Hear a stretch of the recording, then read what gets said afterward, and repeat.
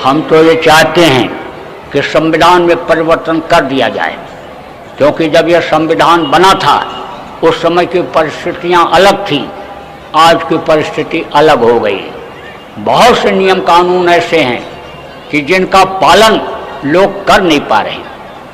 यानी समझ लो कि न्याय इसीलिए लोगों को भरपूर नहीं मिल पा रहा है, मुकदमे इसीलिए पेंडिंग में पड़े हुए हैं, 50-50 60 के मुकदमे चल रहे हैं, न्याय नहीं मिल पा रहा है। सुरक्षा देने वाले परेशान, सुरक्षा दे नहीं पा रहे हैं, लोगों को सुरक्षा मिल नहीं पा रही, रोटी रोटी की समस्याएं लोगों की बढ़ती चली जा रही हैं। उसका क्या कारण है?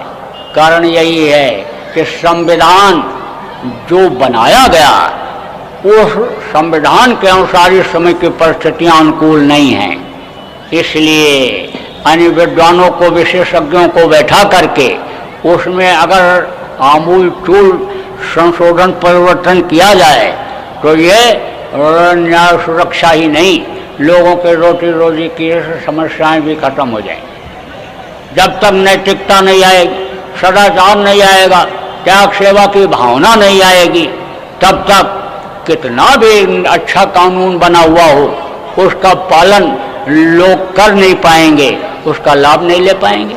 नैतिक शिक्षा जरूरी है, नैतिकता जरूरी है, देशभक्ति जरूरी है। तो आइए सब चीज़ें जब तब होंगी कि जब उस तरह का नियम और कानून बनेगा और उसमें संशोधन होगा।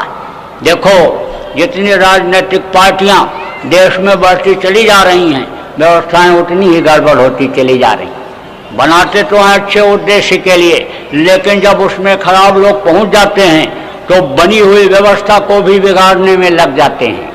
इसलिए ये राजनीतिक पार्टियां जैसे सब खत्म हो जाएं और देशभक्त, शाकाहारी, सदाचारी लोग हर पार्टी में हैं, उनको निकाल लिया जाए, उनकी ट्रेनिंग दी जाए, एक आचार संहिता बना दिया जाए, कुछ को पक्ष में बैठा दिया जाए, कुछ को विपक्ष में बैठा दिया जाए, देश चलाया जाए, बहुत अच्छा चलेगा, बहुत अच्छा चलेगा। अब यह सब तो प्रस्ताव अन्य आपके सामने और लोगों के सामने, आप मीडिया के लोग हो या कोई इसमें राजनेता हो, तो आप उस प्रस्ताव को वहाँ पहुँचाइए। ये करते हैं तो ठीक है, नहीं तो ये प्रयास तो बहुत कर रहे हैं, लेकिन इनका प्रयास पूर्ण रूप से सफल नहीं हो पा रहा है। सफलता इसमें मिल जाएगी तो समय तो ऐसा आएगा, परिस्थिति ऐसी बनेगी, कुदरत अन्य जो आदमी नहीं कर पाएगा तो कुदरत उस हिसाब से कर देगी कि जिससे लोग खुशहाल हो जाएंगे।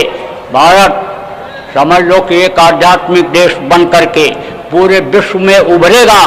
यानी और समझ लो कि विज्ञान इसका सीखने के लिए वहाँ से विदेशों से लोग आएंगे और अन्य भारत का आध्यात्म सीखने के लिए लोग आएंगे।